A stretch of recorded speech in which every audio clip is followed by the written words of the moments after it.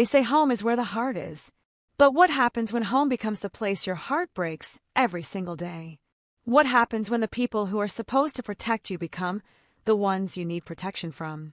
My name is Kate, and for 18 years, I believed that love came with bruises, that care came with fear, and that family meant surviving until tomorrow.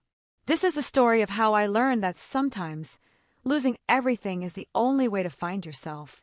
If you believe stories like this can change lives, hit that subscribe button now. What starts in pain ends in power. The fluorescent lights above my hospital bed flickered intermittently, casting shadows that danced across the sterile white walls. Each flicker felt like a countdown to what I wasn't sure yet.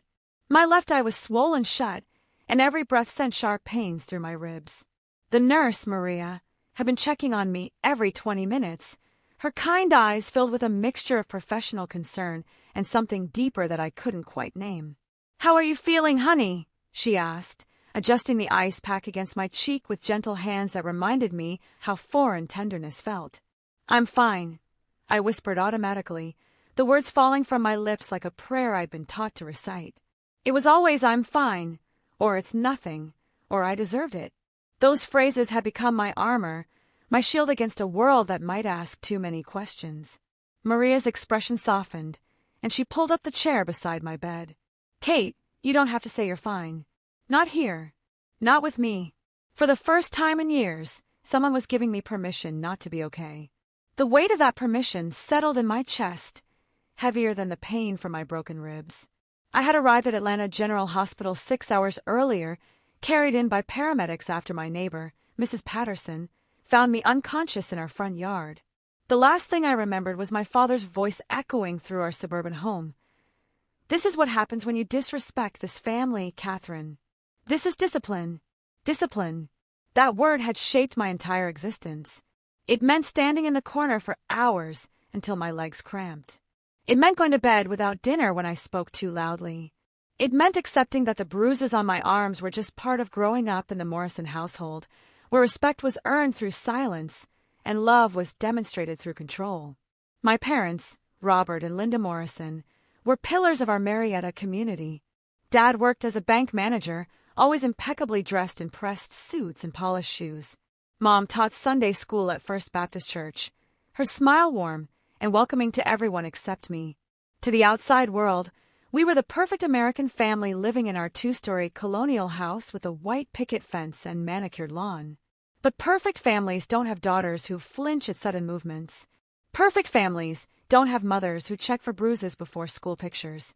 Perfect families don't have fathers who believe that a leather belt is the solution to every childhood mistake. "The social worker will be here soon," Maria said gently, interrupting my thoughts. "Her name is Jennifer Collins, and she's going to ask you some questions about what happened." My stomach dropped. Social workers meant investigation. Investigation meant questions I wasn't ready to answer. Questions that might destroy the only life I'd ever known, despite how broken it was. "I fell down the stairs," I said quickly, reciting the story my mother had drilled into me during the ambulance ride. "I'm clumsy. I've always been clumsy." Maria's silence spoke volumes. She'd seen this before. I could tell by the way her jaw tightened slightly, the way her hands clenched into fists at her sides before she consciously relaxed them. "Kate," she said carefully, "falling downstairs doesn't typically cause the pattern of bruises you have, and it certainly doesn't explain the old scars on your back." I hadn't realized they'd seen those. During the examination, I'd been barely conscious, drifting in and out of awareness as doctors poked and prodded, taking photographs and making notes. Now I understood why their whispered conversations had stopped abruptly whenever I stirred. The scars were from my 13th birthday, when I'd accidentally broken my mother's favorite vase while helping with party preparations. Dad had used his belt that day, but the buckle had caught my skin, leaving marks that never fully faded. Mom had kept me home from school for a week, telling everyone I had the flu. "I don't know what you're talking about," I lied, but my voice cracked on the words. A soft knock on the door interrupted us. A woman in her 40s entered, wearing a navy blazer and carrying a worn leather briefcase. Her auburn hair was pulled back in a practical ponytail, and her green eyes held the kind of steady strength that made me both hopeful and terrified. "Kate! I'm Jennifer Collins from Child Protective Services." I'd like to talk with you for a few minutes, if that's okay. Nothing about this was okay.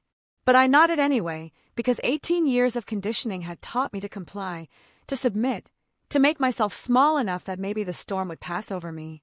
Jennifer sat down where Maria had been, opening her briefcase and pulling out a yellow legal pad. First, I want you to know that everything we discuss today is confidential. My job isn't to get you in trouble or to hurt your family. My job is to make sure you're safe. Safe! Another word that felt foreign on my tongue. I couldn't remember the last time I'd felt truly safe, maybe never. Even sleep offered no refuge in our house, because you never knew what mood would greet you in the morning, what small transgression might set off an explosion of discipline. Can you tell me what happened yesterday? Jennifer asked. Yesterday. It seemed like a lifetime ago, but the memories were crystal clear, burned into my mind with the kind of clarity that trauma brings. It had started with college brochures. I'd been secretly collecting them for months, hiding them under my mattress like contraband. Georgia Tech, Emory University, the University of Georgia, each one represented a future I barely dared to dream about. A future where I could wake up without checking the emotional weather forecast of my parents' moods. I'd made the mistake of leaving one visible on my desk, a glossy pamphlet from Georgia State University's journalism program.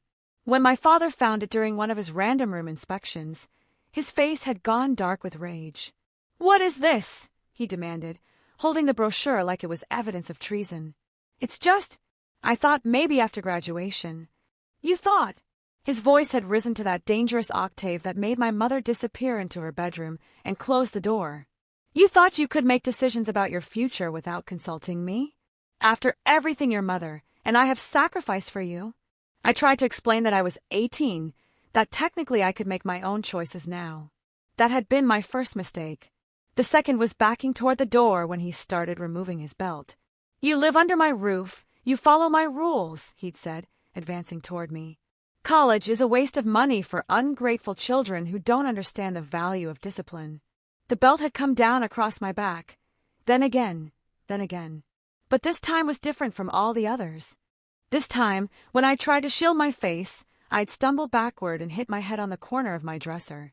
The last thing I remembered was the taste of blood in my mouth and my mother's voice saying, "Robert, we need to call an ambulance." "Kate!"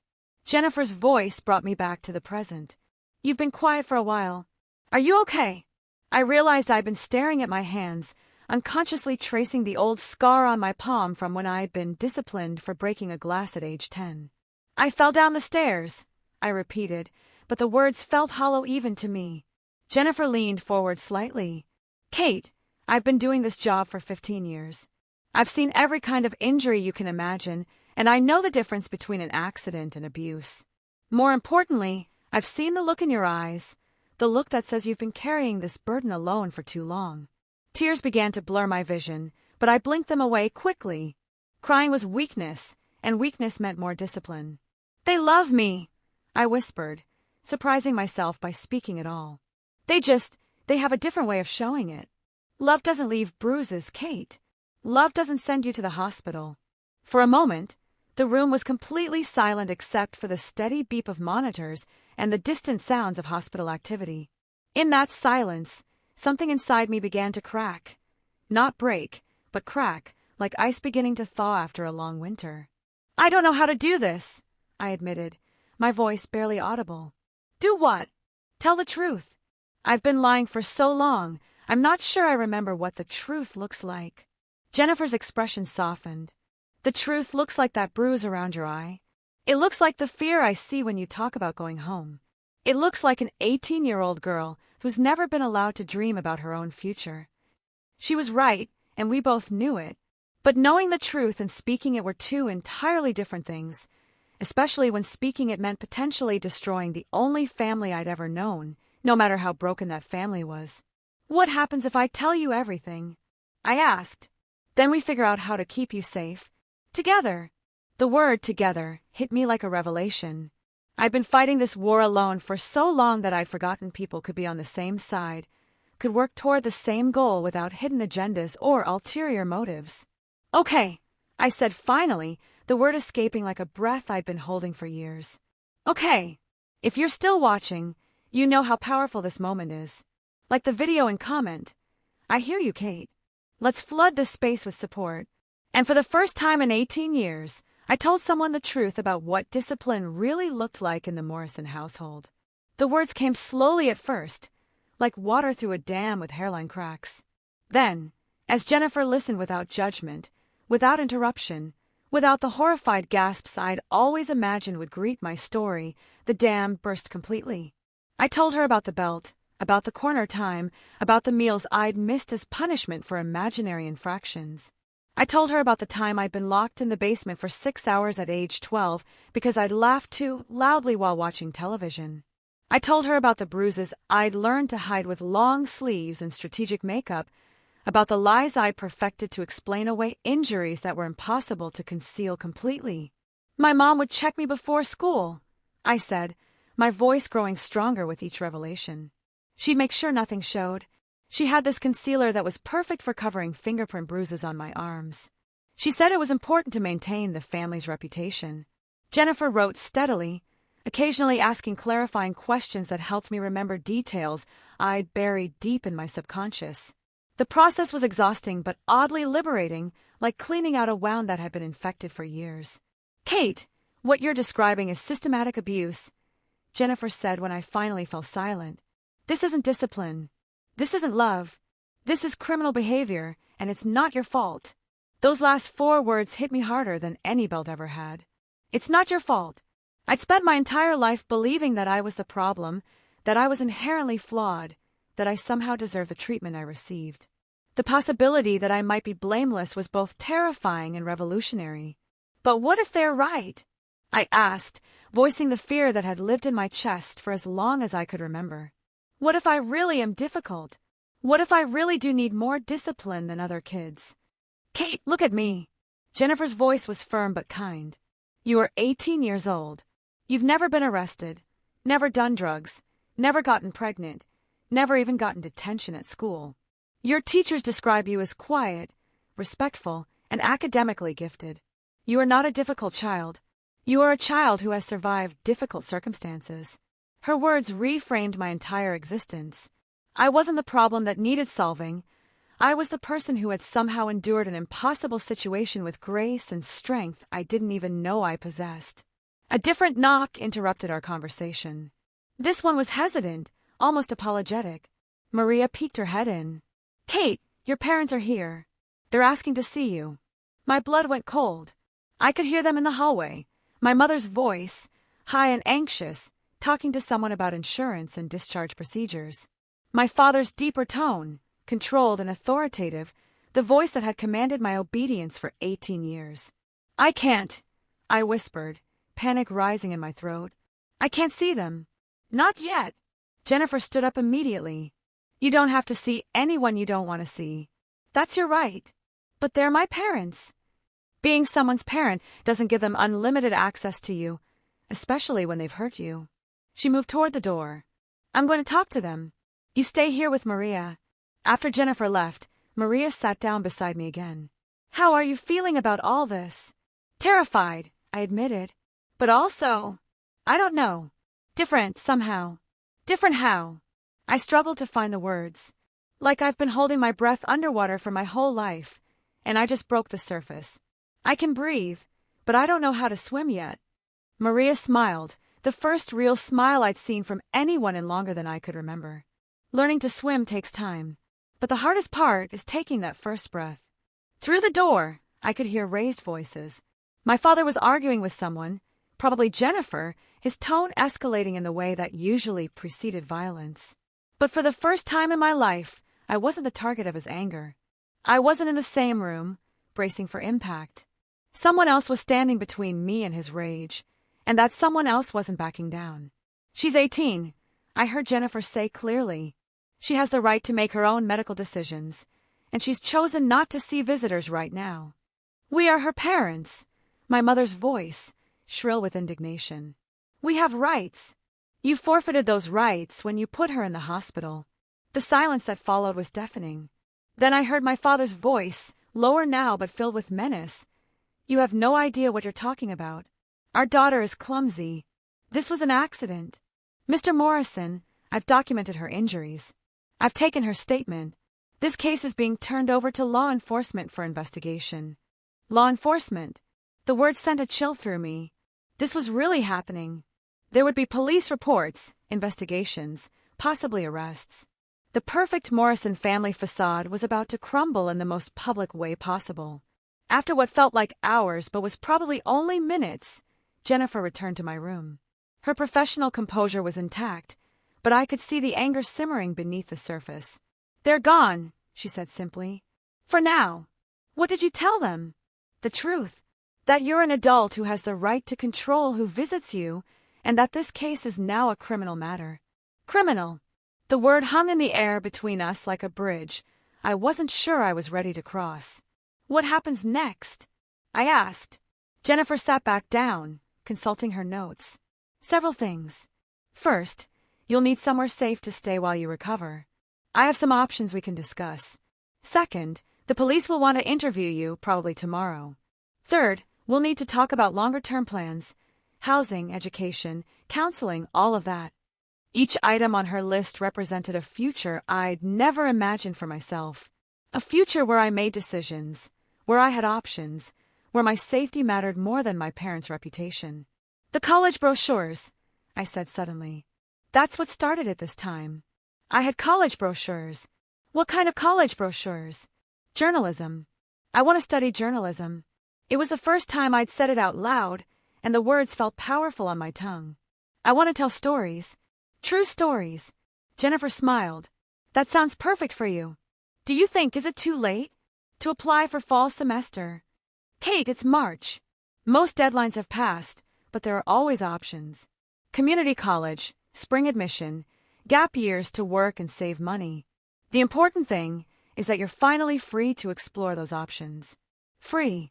Another word that felt foreign and wonderful and terrifying all at once. Dr. Hamilton, the attending physician, appeared in the doorway.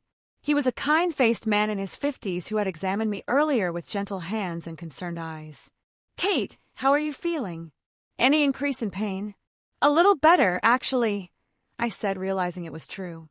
The physical pain was still there, but something else, the constant tension I'd carried in my shoulders, the hypervigilance that had exhausted me for years, was beginning to ease. "Good. I'd like to keep you for observation tonight, just to be safe. You have a mild concussion, and those broken ribs need monitoring." He glanced at Jennifer. "Miss Collins, might I speak with you privately for a moment?" They stepped into the hallway, leaving me alone with my thoughts for the first time since arriving at the hospital.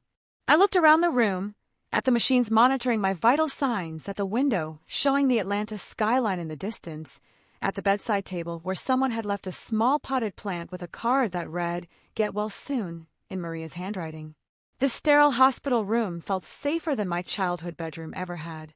That realization should have been devastating, but instead it filled me with a strange sense of hope. If this was rock bottom, if this was the worst it could get, then the only direction left was up. I closed my eyes and, for the first time in years, let myself imagine a different life. An apartment with locks that I controlled. A college campus where I could walk without watching over my shoulder. A job where I could use my voice to tell important stories. Maybe even, someday, a relationship where love didn't come with conditions and fear. When Jennifer returned, she found me with tears streaming down my face, but for once, they weren't tears of pain or fear. They were tears of possibility. "What are you thinking about?" she asked gently. "Tomorrow," I said. "I'm thinking about tomorrow." It was a luxury I'd never allowed myself before, the luxury of believing there might be a tomorrow worth planning for. Detective Sarah Chin arrived at the hospital the next morning with coffee for everyone in a manner that was both professional and surprisingly warm. She was younger than I'd expected, maybe in her early 30s, with kind eyes that reminded me of my favorite teacher from high school, the one who had sometimes looked at me with concern but never asked the questions I was too afraid to answer. "Kate, I know this is difficult," she said, settling into the chair beside my bed. "But I need to ask you some detailed questions about what's been happening at home. Take your time, and if you need a break at any point, just let me know." I'd been dreading this conversation all night, lying awake rehearsing lies I no longer wanted to tell. But Jennifer sat on my other side. a steady presence that reminded me I wasn't alone in this anymore. Where should I start? I asked. Wherever feels right to you. So I started at the beginning, or at least the earliest memory I had of my father's anger and my mother's silence. I was 4 years old, and I had spilled juice on his newspaper. The slap across my face had been swift and shocking, followed immediately by my mother's voice. Say you're sorry, Catherine. Daddy doesn't like messes.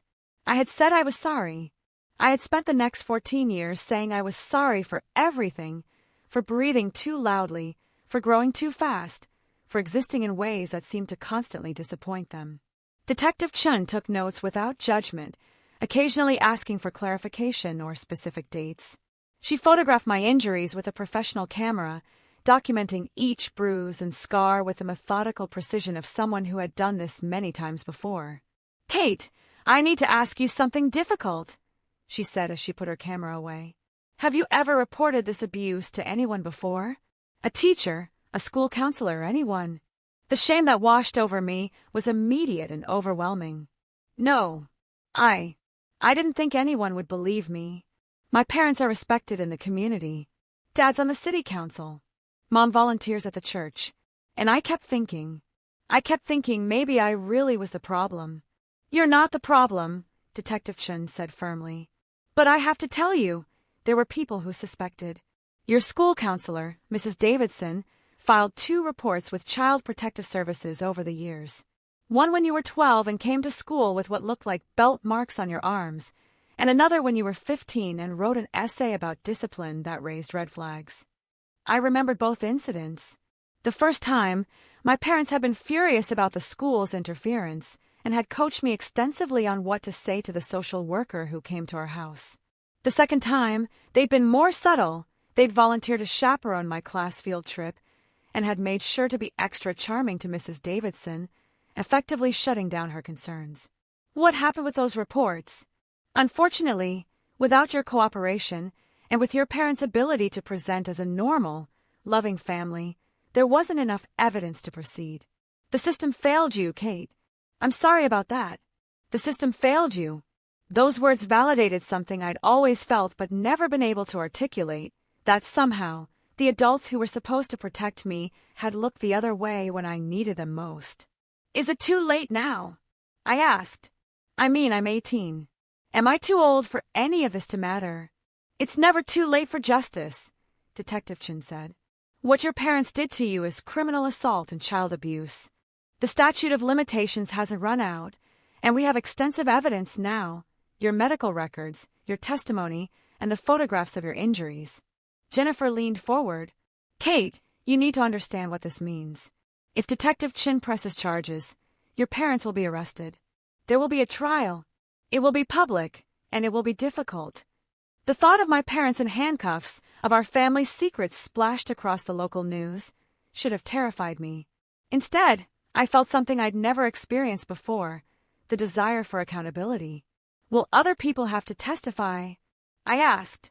Possibly, Detective Chin said. Mrs. Davidson would likely be called as a witness. Any medical professionals who treated you for suspicious injuries over the years. Maria, the nurse who's been caring for you, would probably testify about your condition when you arrived. I thought about Maria, about the tears in her eyes when she'd first seen my injuries. I thought about Mrs. Davidson, who had tried to help me when I was too scared to help myself. I thought about all the other children who might be living the way I had lived, believing that love was supposed to hurt. I want to do it, I said quietly. I want to press charges. The words hung in the air for a moment, heavy with finality.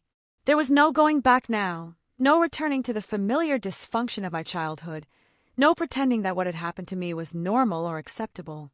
Detective Chin nodded. I'll start the paperwork today. Kate, I want you to know how brave you're being. It takes tremendous courage to speak up, especially against your own parents. Brave. I'd never thought of myself as brave. Brave people fought back. Brave people stood up for themselves. Brave people didn't spend 18 years accepting abuse as love. But maybe bravery wasn't about never being afraid. Maybe it was about doing the right thing despite being terrified. After Detective Chun left, Jennifer and I talked about practical matters. I would be discharged from the hospital that afternoon, but I couldn't go home. The house in Marietta, the only home I'd ever known, was now a crime scene, and more importantly, it wasn't safe. There's a transitional housing program for young adults aging out of difficult situations, Jennifer explained. It's not fancy, but it's safe, and it comes with support services, counseling, job placement assistance, educational guidance. Where is it? About 30 minutes from here, near Georgia State University, actually. Georgia State, the journalism program, the brochure that had triggered my father's final explosion. The universe seemed to be pushing me toward the future I'd barely dared to dream about. Can I see it? Of course. I'll drive you there this afternoon. As we prepared to leave the hospital, Maria stopped by my room one last time. She hugged me, carefully, mindful of my injuries, and pressed a small wrapped package into my hands. What's this? A journal, she said. I thought, with your interest in journalism, you might want to start writing down your story. Your real story. I unwrapped the package to find a beautiful leather-bound journal with blank pages and a ribbon bookmark. On the first page, Maria had written, "For Kate, may your words change the world." Tears blurred my vision as I hugged her back. Thank you. For everything. You don't need to thank me. You just need to keep being brave. An hour later, I walked out of Atlanta General Hospital carrying nothing but Maria's journal and wearing clothes that Jennifer had brought from a donation closet. I had no money, no possessions, and no idea what came next. But for the first time in my life, I also had no fear about going home because I was finally going somewhere safe. The transitional housing facility was a converted apartment building in a tree-lined neighborhood that felt both urban and welcoming. My room was small but clean, with a single bed, a desk, and a window that looked out onto a courtyard where other residents sat talking and laughing. The program provides housing for up to 2 years, Jennifer explained as we toured the facility. There's a counselor on site, and we help residents with job training, education planning, and life skills. You'd be responsible for keeping your room clean, participating in weekly group meetings, and working toward independence. Independence, another word that felt both thrilling and terrifying. That evening, alone in my new room, I opened Maria's journal and began to write. March 15th, my name is Kate Morrison, and yesterday I broke the silence that nearly killed me. I don't know what tomorrow looks like, but for the first time in 18 years, I'm not afraid to find out. It was a beginning. 3 weeks into my new life, I established a routine that felt revolutionary in its ordinariness. I woke up each morning without immediately assessing the emotional climate of the household, because there was no household to assess, just me, my small room, and the luxury of making my own choices about how to spend each day. The transitional housing program required residents to either work or attend school, so I'd taken a part-time job at a bookstore cafe near Georgia State's campus. The work was simple, making coffee, shelving books, helping customers, but it was mine. My first paycheck, modest as it was, represented something I'd never had before: financial independence. "You're getting good at the latte art," said Marcus, my coworker and the closest thing I had to a friend. He was a junior at GSU studying social work, and he had the easy confidence of someone who'd never had to calculate the emotional cost of speaking too loudly. "Thanks," I said, putting the finishing touches on a foam leaf design. "I never knew I had artistic tendencies. Maybe you should take an art class when you start school." When, not if. Marcus always talked about my college plans as a certainty, even though I hadn't officially applied anywhere yet. His confidence in my future was infectious, slowly replacing the voice in my head that had always insisted I wasn't smart enough, wasn't worthy enough, wasn't enough. The cafe was my sanctuary during the day, but evenings were reserved for counseling sessions with Dr. Rebecca Santos, a trauma specialist who worked with the transitional housing program.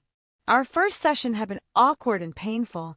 I'd spent most of it insisting that I was fine, that I didn't need therapy, that talking about the past wouldn't change anything. "Kate," Dr. Santos had said gently, "healing isn't about changing the past. It's about changing how the past affects your present and future." Now, 3 weeks later, I was beginning to understand what she meant. In our session that Thursday evening, I found myself talking about something I'd never discussed with anyone: the way my parents' abuse had affected my ability to trust my own perceptions. I second-guessed everything, I admitted, curled up in the comfortable chair across from Dr. Santos. When Marcus compliments my work, I immediately think he's just being nice. When customers are friendly, I wonder what they really want. When you tell me I'm making progress, I assume you're just doing your job. That's called gaslighting trauma, Dr. Santos explained. When people consistently tell you that your reality isn't real, that your perceptions are wrong, that your feelings don't matter, you learn to distrust yourself.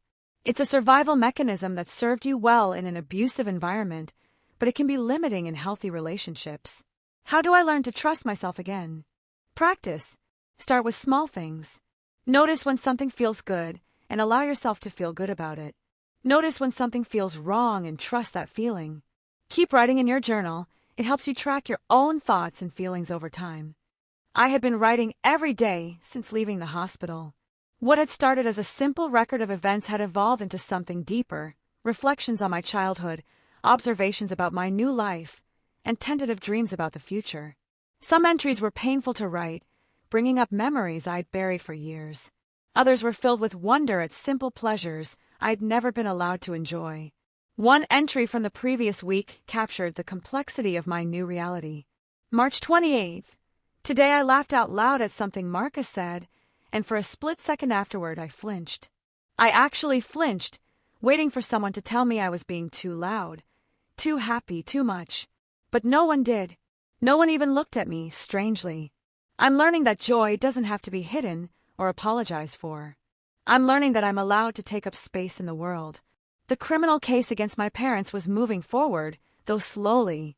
Detective Chen called me weekly with updates, and I'd given 2 more formal statements as the investigation deepened. They'd found evidence beyond my testimony, medical records from years of suspicious injuries, school reports documenting concerning behavior, even testimony from neighbors who'd heard yelling and sounds of violence from our house. "Your parents have hired a lawyer," Detective Chen told me during one of our calls. "They're claiming that you're a troubled teenager making false accusations for attention."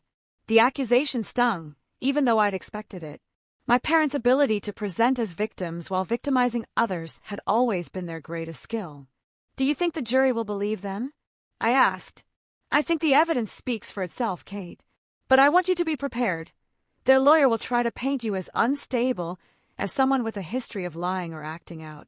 It's going to be uncomfortable." I thought about that conversation as I walked home from work that evening, taking the long way through the campus I hoped to join in the fall. Georgia State was a diverse, bustling urban university where students like me, older, non-traditional, carrying histories that didn't fit the typical college narrative, could blend in and thrive. I'd finally submitted my application the week before, along with applications to 3 other schools that accepted spring admissions. My essay had been about resilience, about finding your voice after years of silence, about the responsibility that comes with freedom. Jennifer had helped me navigate the financial aid process, and we discovered that my lack of parental support actually qualified me for significant assistance. "You might actually graduate with less debt than students whose parents pay for everything," she'd said with a smile. "Sometimes being on your own works in your favor." Back at the transitional housing facility, I found a letter waiting for me at the front desk. The return address made my heart race: Georgia State University, Office of Admissions. I carried the envelope to my room with shaking hands, setting it on my desk and staring at it for several minutes before finding the courage to open it. The first word I saw was congratulations. I'd been accepted for spring semester admission with a partial scholarship based on academic merit and financial need. The journalism program would welcome me in January, just 10 months away. I had a future. I had a plan. I had a chance to build the life I'd never dared to imagine. I called Jennifer immediately, and then Dr. Santos, and then even Detective Chen, who congratulated me warmly before reminding me that my success was the best possible response to those who had tried to hold me back. That night, I wrote the longest journal entry I'd ever written, trying to capture the surreal feeling of holding acceptance letters while living in transitional housing, of planning for college while preparing to testify against my own parents. My life felt like a patchwork quilt, pieces of trauma and healing, fear and hope, old patterns and new possibilities all sewn together into something that was finally recognizably mine. The next morning brought an unexpected visitor. I was working the opening shift at the cafe when a familiar figure walked through the door, Mrs. Davidson, my high school counselor. She looked older than I remembered, her gray hair more silver now, but her smile was exactly the same. "Kate," she said, approaching the counter. "I heard you were working here. I hope it's okay that I came by." "Of course," I said, though my hands were shaking as I made her coffee. "How did you find me?" "Jennifer Collins told me where you were working." "I hope that's all right. I asked her to tell you I was coming, but she said it might be better as a surprise." We sat at a corner table during my break, and Mrs. Davidson filled me in on the investigation from her perspective. She would indeed be testifying at the trial, describing her failed attempts to help me over the years. "I've carried guilt about you for years," she admitted. "I knew something was wrong, but I couldn't prove it, and you were so good at covering for them." "It wasn't your fault," I said, meaning it. I wasn't ready to be helped back then. I didn't even understand that what was happening to me was wrong. And now I'm learning what normal feels like. It's scary and wonderful and completely overwhelming. Mrs. Davidson smiled. "That sounds about right for someone your age, starting to build their own life. Speaking of which," she reached into her purse and pulled out a folder. "I brought you something." Inside the folder were recommendation letters for my college applications, copies of essays I'd written in her creative writing class, and a photograph from my high school graduation that I'd never seen before. "You looked so proud that day," Mrs. Davidson said, pointing to the photo. "But also so alone. Your parents barely smiled, even during what should have been a celebration." Looking at the picture now, I could see what she meant. While other families clustered together for photos, laughing and hugging, my parents stood stiffly beside me, their faces wearing the polite masks they'd perfected for public occasions. I looked small between them, my smile tentative and uncertain. "I wish I'd been braver back then," she continued. "I wish I'd pushed harder when I suspected what was happening." "You did what you could with what you knew," I told her. "And you're here now, when I actually need support the most." We talked for another hour about my college plans, my job, my tentative dreams of becoming a journalist. When she left, she hugged me tightly and made me promise to keep in touch. "You're going to change the world, Kate Morrison," she said. I knew it then, and I know it now.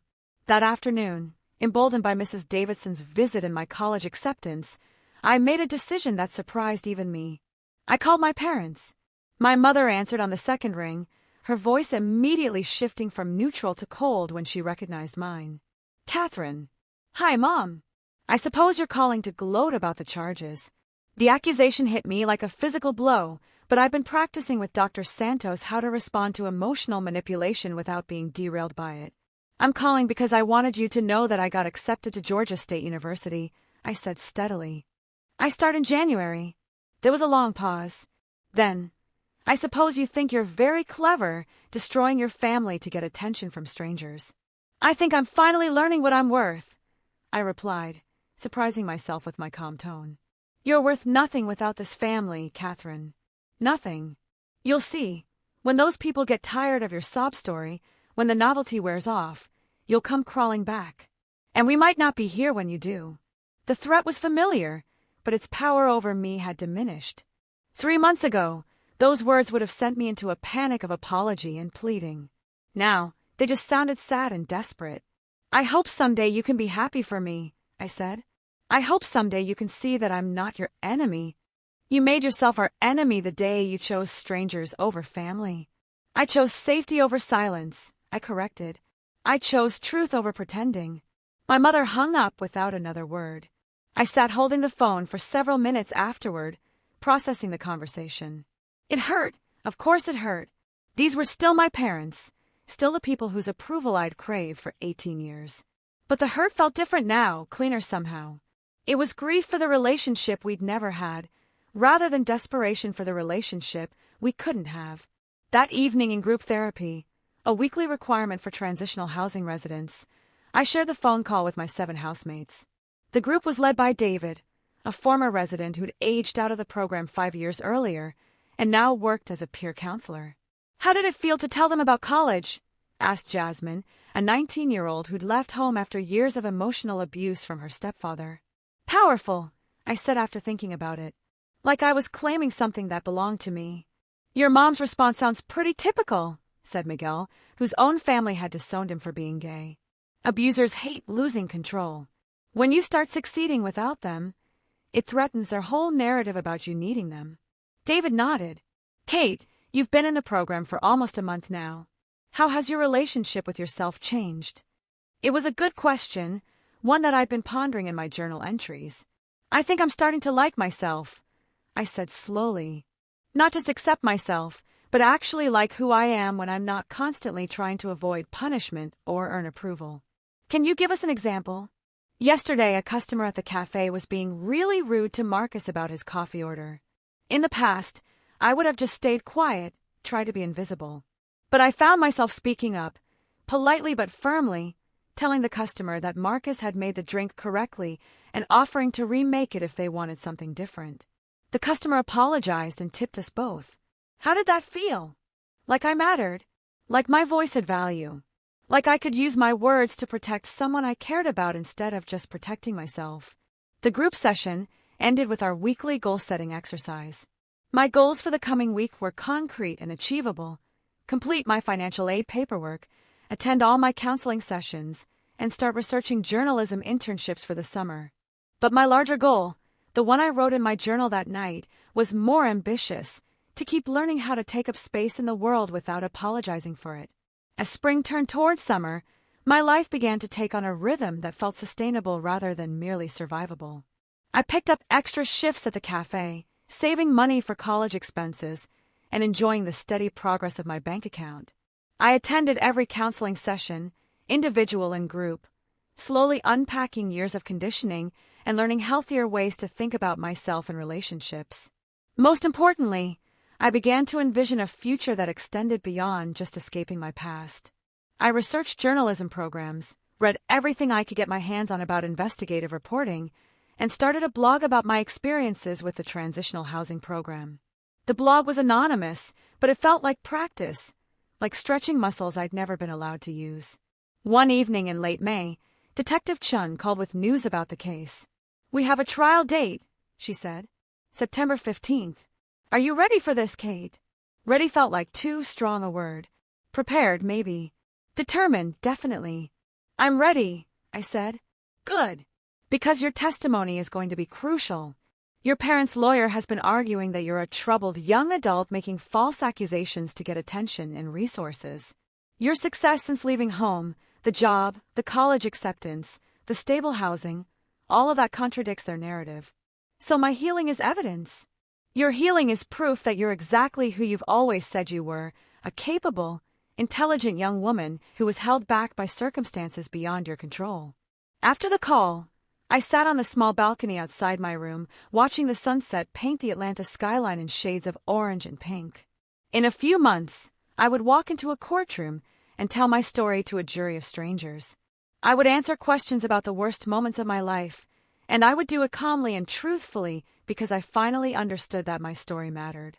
I was no longer the frightened child who had hidden bruises with long sleeves and makeup. I was no longer the teenager who had believed she deserved every punishment she received. I was Kate Morrison, college-bound journalist, survivor, and for the first time in my life, someone I was proud to be. The trial would be hard. The testimony would be painful. There would probably be setbacks and difficult days ahead. But I was no longer facing any of it alone, and I was no longer afraid of my own voice. In my journal that night, I wrote, "I used to think courage meant not being afraid. Now I know it means being afraid and telling the truth anyway." September 15th can't come soon enough. The Fulton County Courthouse loomed before me like a fortress of marble and glass, its imposing columns reaching toward a gray September sky. I stood on the sidewalk for several minutes, watching lawyers and defendants and families stream up the steps, each carrying their own stories of justice sought or denied. Detective Chen appeared at my elbow, her presence steadying. "You ready for this?" I adjusted the strap of my bag, the same leather messenger bag Jennifer had helped me pick out for college, now serving as my court bag, and nodded. Inside were my journal, tissues, a bottle of water, and a small stone that Dr. Santos had given me to hold during difficult moments. As ready as I'll ever be. The past 4 months had been a whirlwind of preparation. Multiple meetings with the prosecutor, Sarah Williams, who was a specialist in domestic violence cases. practice sessions where I'd answer the same questions over and over until my responses felt natural rather than rehearsed. Counseling sessions focused on managing anxiety and staying grounded during cross-examination. But no amount of preparation could have readied me for the moment I walked into the courtroom and saw my parents sitting at the defendant's table. They looked smaller than I remembered, diminished somehow by the formal setting.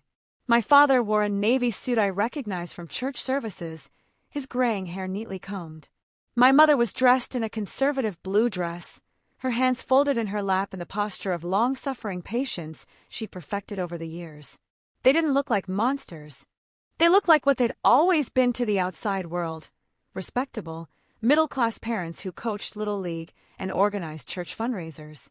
The cognitive dissonance was overwhelming. "Kate!" Jennifer appeared beside me, her voice gentle but firm. "Remember what we talked about? What they look like doesn't change what they did." I took my seat in the gallery behind the prosecution table, flanked by Jennifer and Dr. Santos, who had been granted permission to attend as my support person. The courtroom was fuller than I'd expected. Several of my former teachers, neighbors who had been subpoenaed as witnesses, and a few reporters covering what had become a high-profile case in our suburban community. Judge Patricia Hendricks called the court to order, and I got my first look at the jury, 12 people who would decide whether my parents' actions constituted criminal abuse or, as their lawyer claimed, legitimate parental discipline that had been mischaracterized by a troubled teenager seeking attention.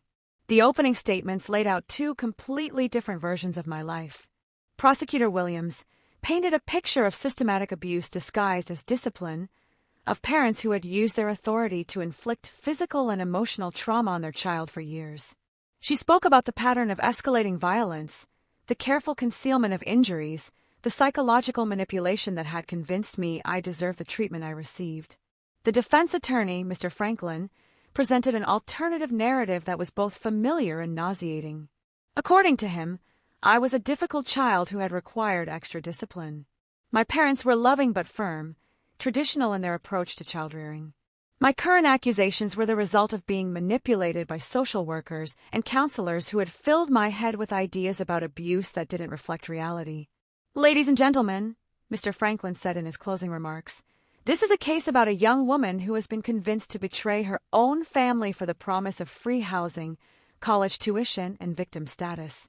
Kate Morrison's parents may not be perfect, but they are not criminals." I felt sick listening to him twist my story, but I also felt something new: anger. Clean, righteous anger at the audacity of reducing my trauma to a calculated scheme for attention and resources. The first day of testimony focused on medical evidence and expert witnesses. Dr. Hamilton, the emergency room physician who had treated me, described my injuries in clinical detail. A child psychologist explained the lasting effects of physical and emotional abuse.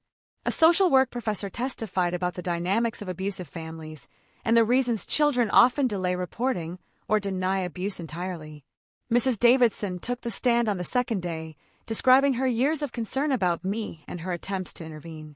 She was composed and professional, but I could see the emotion in her eyes as she recounted specific incidents: the belt marks on my arms, the essay about discipline that had raised red flags, my tendency to flinch at sudden movements. "In 30 years of education," she said, "I've learned to recognize the signs of abuse. Kate Morrison exhibited all of them: hypervigilance, perfectionism, difficulty with peer relationships, and a tendency to blame herself for normal childhood mistakes." The defense tried to paint her as an overzealous counselor who saw abuse where none existed, but Mrs. Davidson held her ground. She had documentation going back years, patterns that couldn't be explained away by normal family dynamics. On the third day, it was my turn. I had imagined this moment so many times that walking to the witness stand felt surreal, like stepping into a recurring dream.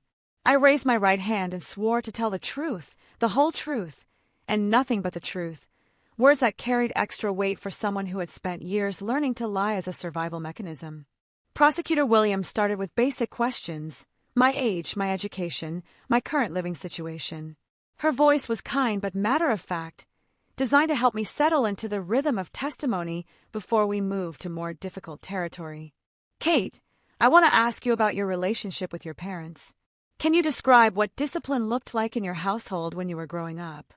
I had practiced this answer, but speaking it in front of my parents was different from saying it in preparation sessions. I focused on the prosecutor's face and began to tell my story. I described the belt, the corner time, the emotional manipulation.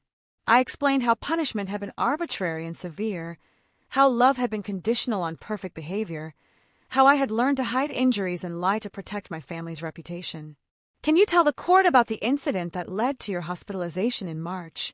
This was the hardest part, reliving the final confrontation in detail, explaining how my college dreams had triggered my father's rage, describing the physical violence that had left me unconscious in our front yard. How did it feel to finally tell the truth about what had been happening in your home? Williams asked.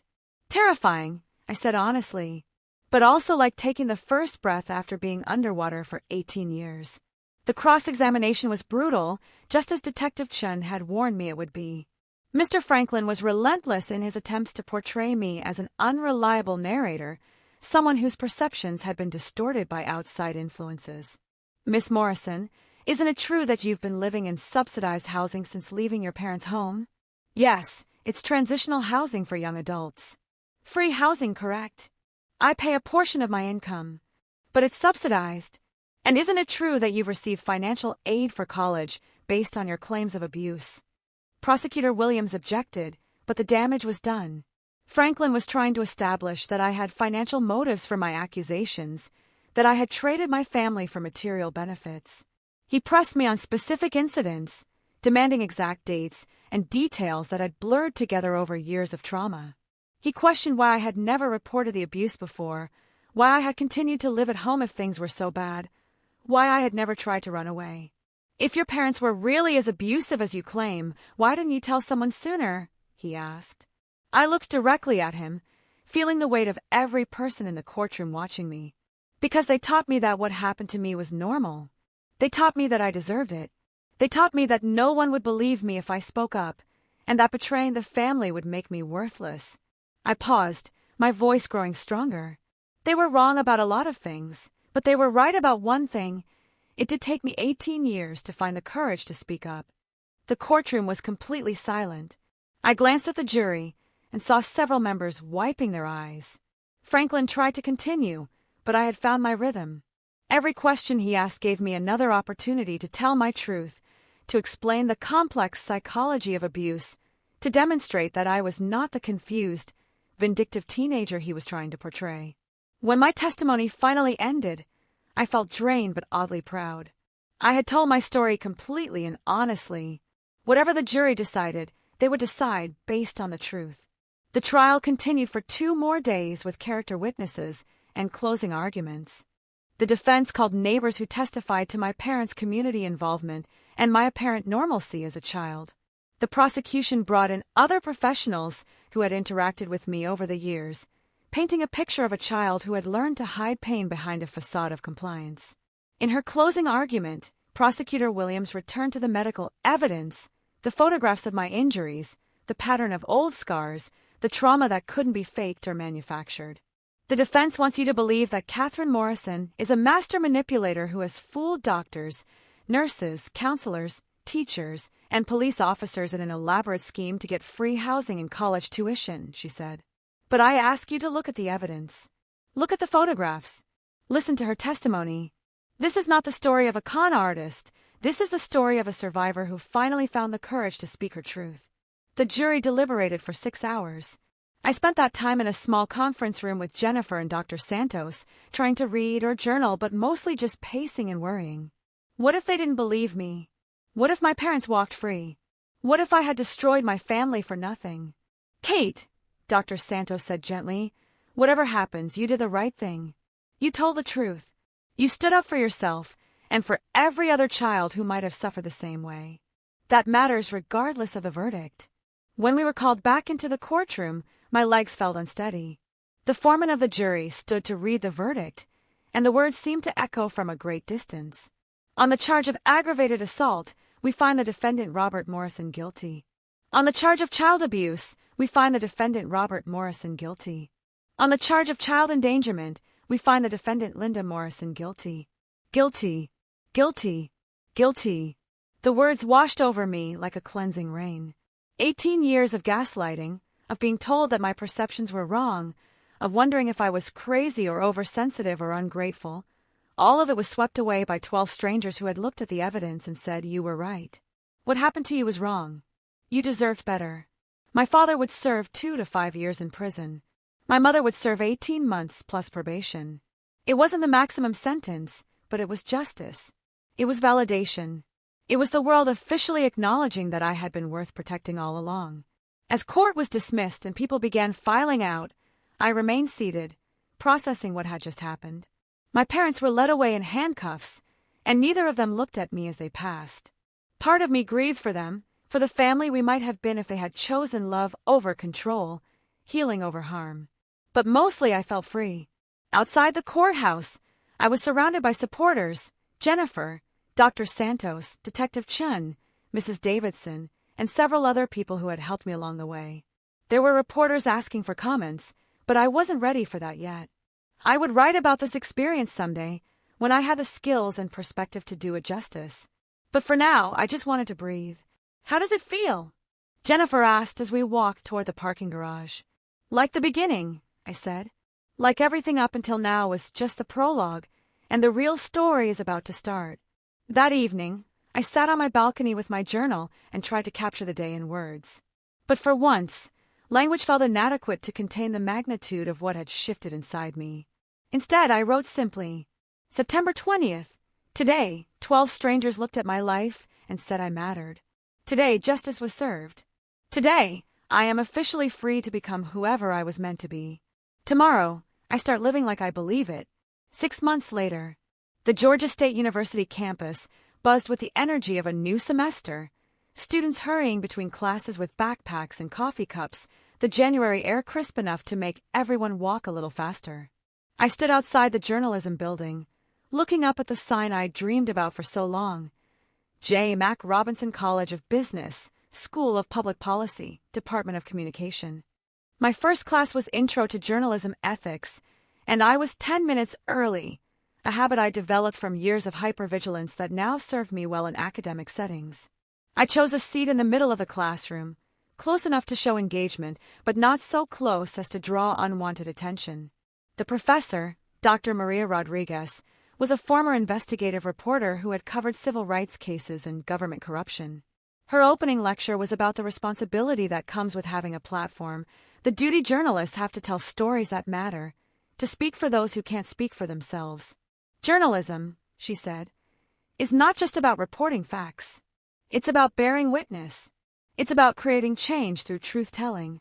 I thought about my own journey from silence to truth-telling, about the power I discovered in my own voice, and I knew I was exactly where I was supposed to be. After class, I walked across campus to my job at the university newspaper, The Signal. I'd been hired as a freshman staff writer based on the strength of my application essay and a portfolio that included pieces from my anonymous blog about transitional housing. The editor, a senior named Alex Chun, no relation to Detective Chun, had been impressed by what he called my authentic voice and unique perspective. "Morrison," Alex called as I entered the newsroom. "Perfect timing. I've got an assignment for you." The newsroom was exactly what I'd imagined: controlled chaos, with students hunched over computers, phones ringing, and the energy of deadlines driving everything forward. It felt like home in a way that nowhere else ever had. "What's the story?" I asked, pulling up a chair to Alex's desk. "There's been a series of complaints about living conditions in some of the off-campus housing that caters to students aging out of foster care. Poor maintenance, unfair rent increases, landlords taking advantage of kids who don't know their rights." Sound familiar? It did sound familiar. During my time in transitional housing, I'd heard stories from other residents about predatory landlords and substandard conditions. It was the kind of story that required both investigative skills and personal understanding. "I'm interested," I said. "What's the angle?" "I want a deep dive. Talk to current residents, former residents, landlords, city officials, housing advocates. Find out how widespread this is and what can be done about it. This could be a multi-part series if you do it right." A multi-part series. My first semester, and I was already being trusted with substantial investigative work. The confidence Alex showed in my abilities was still new enough to feel revolutionary. I spent the rest of the afternoon making calls and setting up interviews. The first was with Jamie, a 19-year-old who had aged out of foster care and was living in one of the properties in question. We met at a coffee shop near campus, and she told me about mold in her bathroom, a landlord who entered without notice, and rent that consumed 80% of her income from a part-time job. "The worst part isn't even the conditions," Jamie said, stirring sugar into her coffee with hands that shook slightly. "It's feeling like I don't have any choice. Like I should be grateful for any roof over my head, even if it's falling apart." I knew that feeling intimately, the gratitude that was really fear in disguise, the sense that speaking up about problems would only make things worse. But I also knew the power that came from having your story heard and believed. What if I told you that your story could help change things for other people in similar situations? I asked. Jamie's eyes brightened. "Really? You think people would care?" "I know they would. And I know there are legal protections you might not be aware of. Sometimes the first step is just getting the information out there." As I walked home from the interview, I reflected on how much my life had changed since that day in the hospital. I was living in a small apartment now, having graduated from the transitional housing program with full independence. It was a modest one-bedroom in a complex that catered to students, but it was mine. My name on the lease, my key, my choice about who was welcome and who wasn't. My relationship with safety had evolved too. I no longer slept with a chair propped against my door or kept escape routes planned in every room.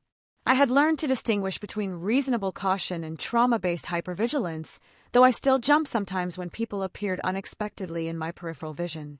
The therapy with Dr. Santos continued, now focused less on processing trauma and more on building healthy relationships and communication skills. I had even started dating, tentatively, carefully, but with increasing confidence in my ability to recognize red flags and trust my instincts. His name was David, and he was a junior studying social work. We'd met in a study group for a statistics class we both needed, bonding over our shared struggles with math and our common interest in helping professions. Our first few dates had been coffee and study sessions, comfortable and low pressure. "You're different from other people our age," David had said after we'd been seeing each other for about a month. "More serious, I guess, but not in a bad way. Like you've thought about things more deeply." I'd appreciated that he'd noticed without prying, that he'd accepted my occasional need for space without taking it personally. When I'd finally told him about my background, carefully, gradually watching his reactions, he'd listen without trying to fix anything or offer advice I hadn't asked for. "Thank you for trusting me with that," was all he'd said. That must have taken a lot of courage. Courage. The word followed me everywhere now, applied to actions that had once felt like simple survival. Ordering for myself at restaurants was courage. Disagreeing with professors in class was courage. Setting boundaries with new friends was courage. I was learning that courage wasn't a destination but a practice, something that got easier with repetition but never became automatic. My relationship with my extended family remained complicated. My maternal grandmother had reached out after the trial, expressing shock at what had been revealed and asking if we could have a relationship. Some cousins had been supportive. Others had chosen to believe my parents' version of events. I was learning to grieve not just the family I'd lost, but the family I'd never really had, the supportive, loving extended network that might have intervened if they truly understood what was happening. The criminal case had concluded with my parents serving their sentences, but there had been an unexpected aftermath. Other former students had come forward with their own stories of abuse, inspired by the publicity around my case. Mrs. Davidson had connected me with 3 other young adults who had survived similar situations, and we'd formed an informal support group that met monthly. "You speaking up gave the rest of us permission to speak up too," said Marcus. Not my coworker Marcus, but another survivor, during one of our meetings. That takes incredible strength. I was beginning to understand that my story had impact beyond my own healing, that visibility could be a form of service. It was part of what drew me to journalism, the opportunity to shine light on hidden truths, to give voice to experiences that too often remain secret. My investigative series about predatory housing practices ran in 3 parts over consecutive weeks and generated significant response. The City Council announced new oversight measures.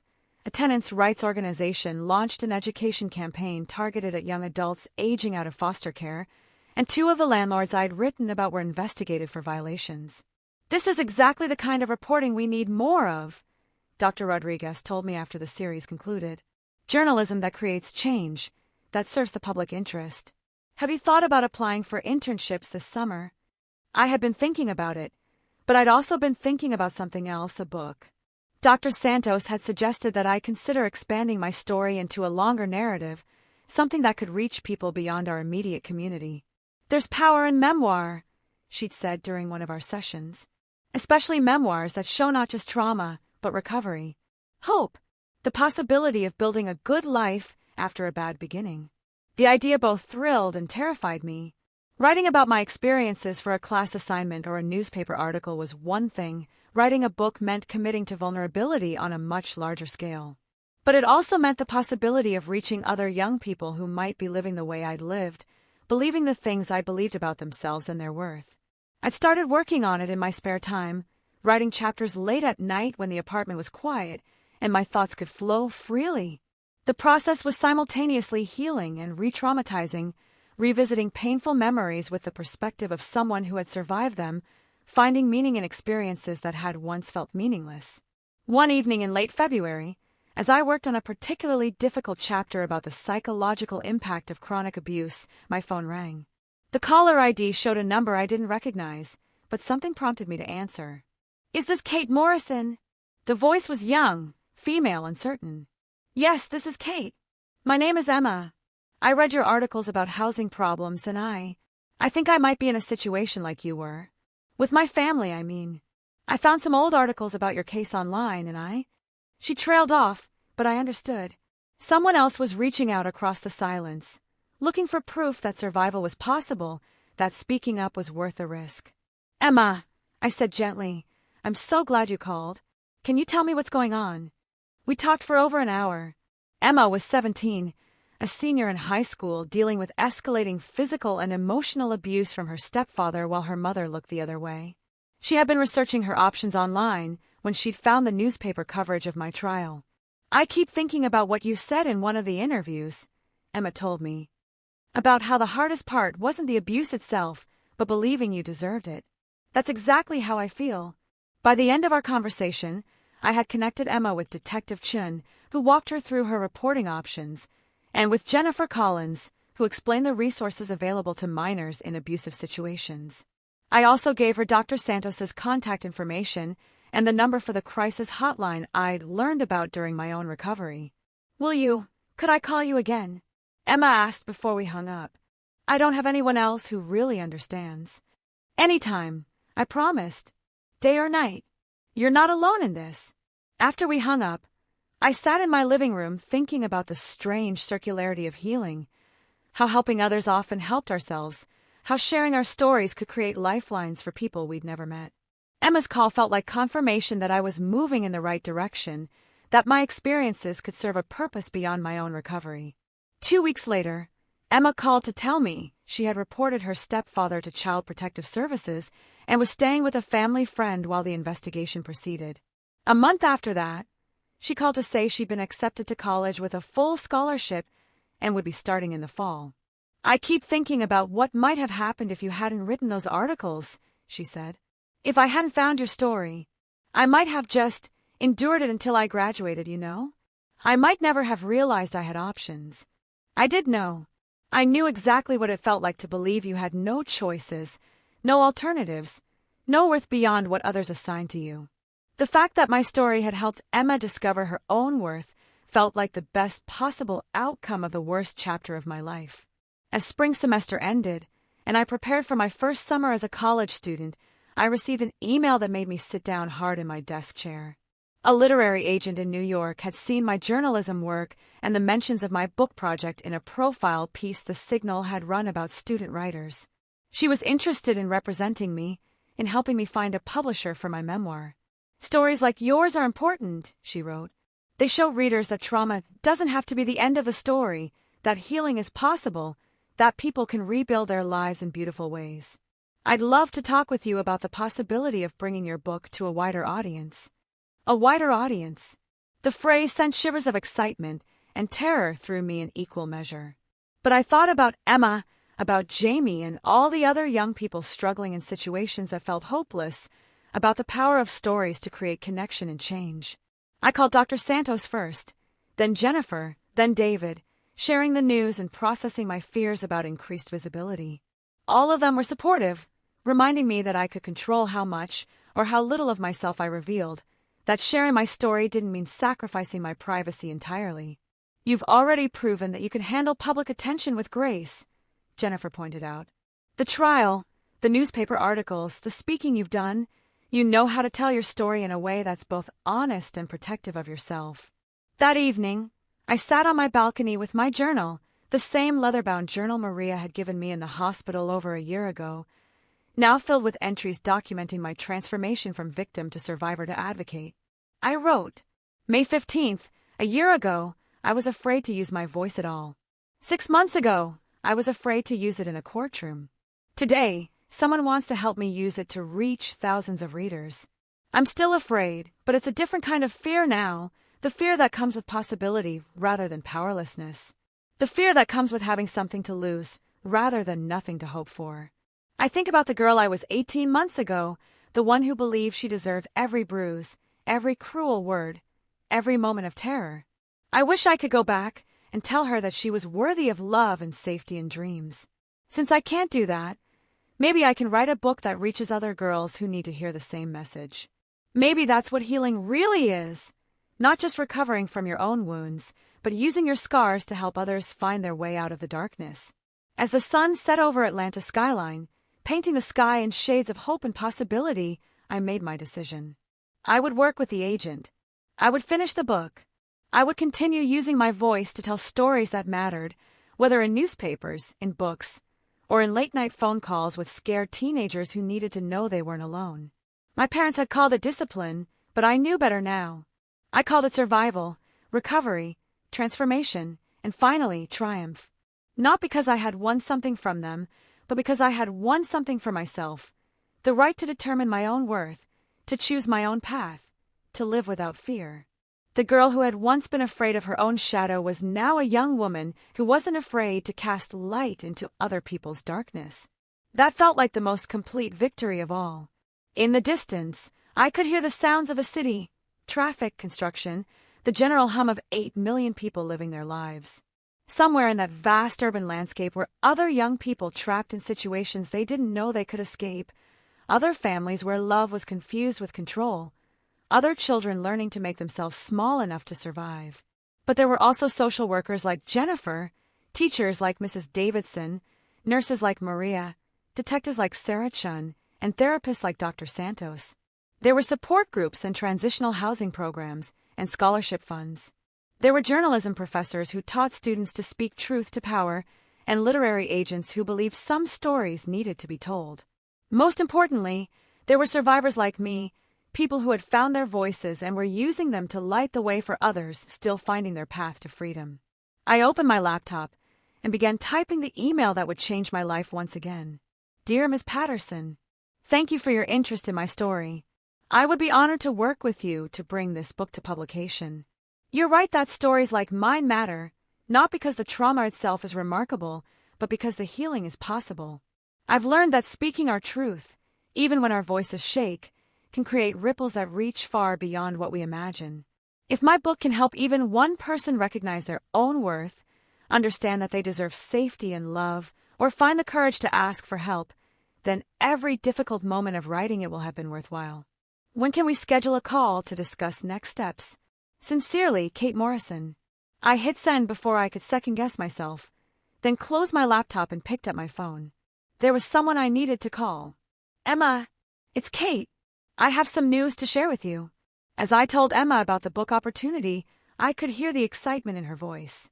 She was thriving in her new living situation, looking forward to starting college in the fall, and had even started her own blog about recovering from family trauma. "You know what this means," Emma said. "Your story is going to help so many people. Kids like us who think we're alone, who think no one will believe us, who think we don't deserve better. Kids like we were," I corrected gently. "We're not those kids anymore." "No," Emma agreed, and I could hear the smile in her voice. "We're not." After we hung up, I realized how naturally I'd made that correction, how completely I'd internalized the truth that my past didn't define my present or future. The scared, broken girl who had woken up in a hospital bed 18 months ago wasn't gone exactly, but she had been transformed into someone stronger, someone who understood her own value. As summer began, and I started the serious work of turning my manuscript into a book, I also began speaking at conferences and events about trauma recovery and youth advocacy. Each speaking engagement got a little easier, my message a little clearer, that healing was possible, that voices mattered, that no one had to suffer in silence. The most meaningful invitation came from Mrs. Davidson, who asked me to speak to the guidance counselors in her school district about recognizing signs of abuse and supporting student disclosure. "You could help train the next generation of educators to do better than we did," she said. "To ask the right questions, to create safe spaces, to never give up on a child even when that child can ask for help." Standing in front of 40 school counselors, social workers, and teachers, I felt the full weight of how far I'd traveled from the frightened teenager who had hidden bruises and perfected lies. Now I was teaching adults how to recognize what I had once worked so hard to conceal. "The most important thing you can do," I told them, "is believe children when they tell you something is wrong, even if they're not telling you directly. Sometimes the truth comes out in essays about discipline, or drawings with dark themes, or the way a child flinches when an adult moves too quickly. Trust your instincts, document what you see, and remember that your caring attention might be the only safe relationship that child has." The book proposal was accepted by a major publisher in August, with a publication date set for the following year. The advance was enough to pay for my remaining college expenses and give me financial security I'd never dreamed of. More importantly, it was validation that my story had value beyond my own healing. As my sophomore year began, I was juggling coursework, my job at the student newspaper, work on the book, and a growing number of speaking engagements. The pace was intense but energizing. I had never felt more purposeful or more like myself. David and I had grown closer over the summer, our relationship deepening as I became more comfortable with intimacy and trust.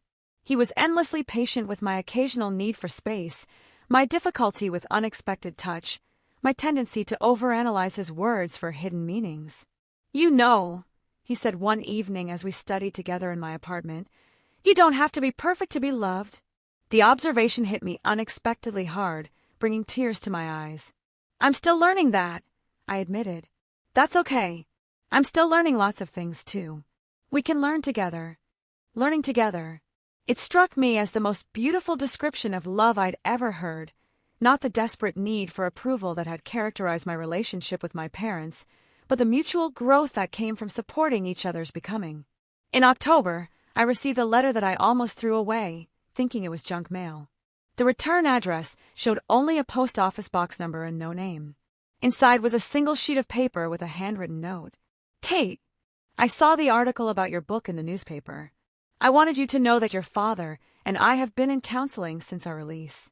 We're trying to understand how we became the kind of parents who hurt our own child. We're trying to take responsibility for our actions. I don't expect forgiveness, and I don't expect a relationship. But I wanted you to know that we finally understand that what we called discipline was actually abuse. You were right to speak up. You deserve better from us. I hope you're happy. I hope you're safe.